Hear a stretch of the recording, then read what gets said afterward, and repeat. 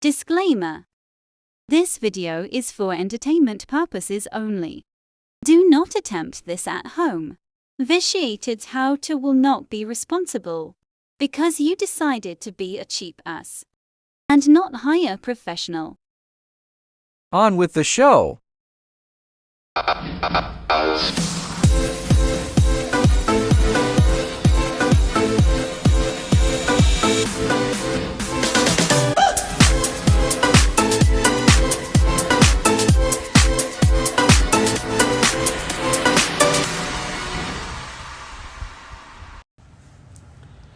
I guess I'm gonna start this because I kind of hinted about it in the first video, but we're gonna go with it. The picture that's gonna be there is a picture of my grandmother, because through this series that'll probably be the only way I can do this. There are 5 stages of grief: denial, anger, bargaining, depression, and acceptance. Well, as someone that has a long life with it, on and off, I guess I bottled it all up and turned it into something else. I thought I dealt with it, but it was pretty obvious I had, I guess. Fuck, I don't know. It's just... But I'll tell you right now, I had the denial down, that's for sure. It says, the first stage of grief in the stages of grief: refusing to acknowledge the reality of a death or avoiding the conversation. Well, let's see. I locked myself in the house for 4 years. So that was pretty right on there obvious. If I didn't go outside, it wasn't real. And I know how moronic that sounds, believe me. I'm a very intelligent fucking person. But when the person dies, that is the only reason why you're still alive, because she protected you as a little child. I know how absurd it sounds, believe me. But nobody said that you're thinking normal when you're in denial. I mean, it is nuts. And I quite literally did. I locked myself in my house. I didn't go nowhere. Didn't do nothing. I sat in front of the TV all day, just to zone my ass out away. And I guess for the first 3 years, I don't remember a lot of it. A lot of went on. There was just so much other things that happened that it just all compacted together, one after the other, and it just got to a point to where I'm just like, you know what? Fuck you. If I stay my ass in the house, I ain't got to worry about it. And pretty much that's what I did for almost 4 years. Quite look, I can count on my hands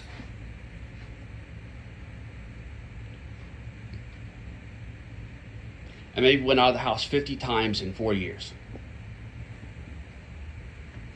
Half those were doctor visits. I mean, it's gets you thinking and makes you do weird fucking shit. I mean, it gets weird. And you don't even realize it. Next thing you know, a week's gone.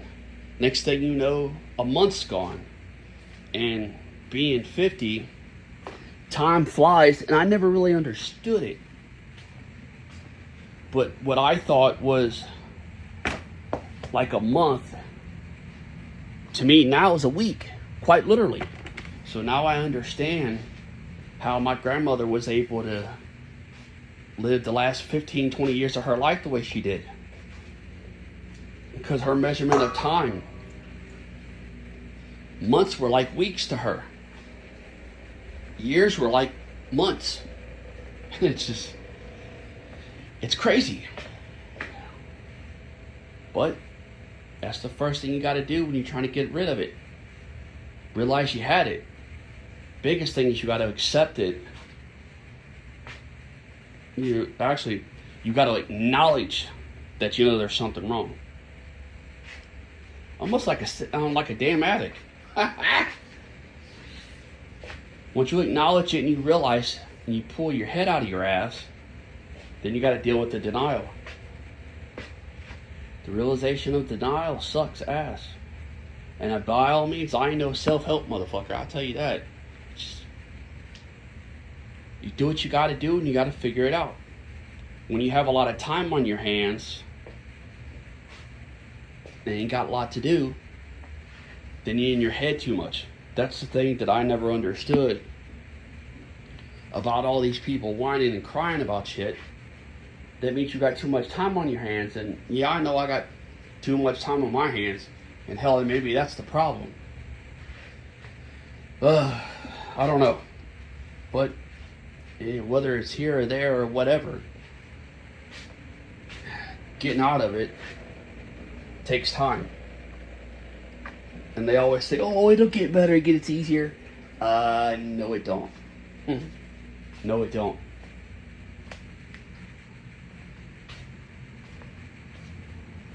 It gets more tolerable. But it is what it is. I mean, it's neither here nor there. There's a book, though, that really helped.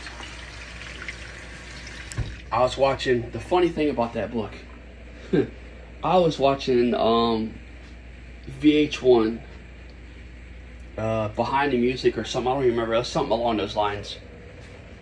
And Sting got on there, got to talking, and I like Sting, I like the Police. He got to talking about this book. And I was like, really, the book? It's called The Book of the Dead, or The Book of the Dying, something like that. I'll leave the link in the description of what the book is. You can either buy it on Amazon, or you can go to Hoopla and a couple of the other ones that are public library based, and just go rent it for the week. It's like 600 or 700 pages. And when you get to reading it, trust me, you get to reading it, you're going to be like, this ain't for me. I'm not into Hindu, I'm not into Buddha, I'm neutral. But you get to reading it, you get to understanding it. Makes you think different. I needed something to pull my head out of my ass. Kind of like when I was in college and I took critical thinking, and there was a book and a teacher that kind of took me and shook me and said, hey, look, man, this is what you need to do. Spun myself around and I got forward where I needed to go. Yeah, that's what the book did for me. And I read it, and yeah. Am I still in denial? I don't think so. I mean, I know it's there. God damn it, I know it's going to keep happening. Because that's how it is. Am I going to accept it? Probably not. I mean, fuck. It's it's only been 4 years. But it's the reality. And we all push forward. And see, that's the problem, I think, too, with things. Why things are the way they are. We are not like we used to be. Man is not like what we were. We lived a hard life and a brutal life. So we didn't get attached to everything like there is now. There wasn't that attachment.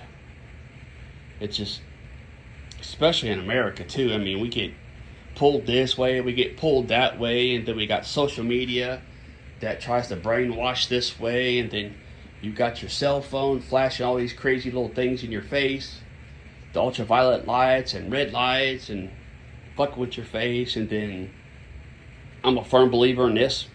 I'll die on a hill on this motherfucker, that somehow or another social media has access to your camera on your phone. Somehow or another, because they can read your facial expressions. My opinion, but I'm telling you, I'm on it. And you get to scrolling through, and me playing on talk, and just almost sucked me in. Almost. And then I figured out what was going on, and I was like, oh, boop, gotta go. And I've never really been one for being on social media anyway, other than just to aggravate people and fuck with people. for entertainment. But when I started seeing that going more and more and more, and I'm like, it's time to stop. And not messing around with it and doing other things. Now I'm going through all the different, because I got a lot of stuff on my other channel. I got my Live Vicariously Through Me channel, and I'm going through all the photos and the videos and the home movies and the different other things we've done over the past 20 years. And that actually got my mind going. It's got me focused on something. So I've actually went 3 days without watching TV. For the most part. That's pretty good. So, gotta find something to focus on. And being an insufferable little fucking whiny ass doesn't do it. And I know a lot of people like, oh man, I'm on my life because of my fucking kids. Bitch, from me to you, life ain't for the weak and coddled. Get the fuck over it. We all got problems.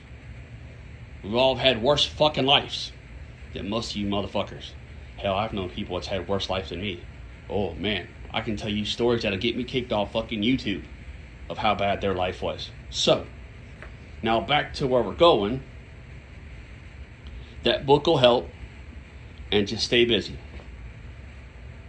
Like I said, I ain't no self-help person. I'm just letting you know, we all got problems. You got to figure out how to do it. And a little FYI, a psychiatrist and a psychologist can't fucking help you. Why? Because they've never been in your shoes, your exact lifestyle, your exact life. No one can help you. I used to tell people, I still do, and people get mad at me over it. It's like, look man, you can't fix the broken. We have to fix ourselves. If we don't want to fix ourselves, then that's that. Same way it goes with the addicts and everybody else. No one can fix them but themselves. If you don't want help, you don't want help. Nobody else can do it for you. So, I mean, onward and upward and forward.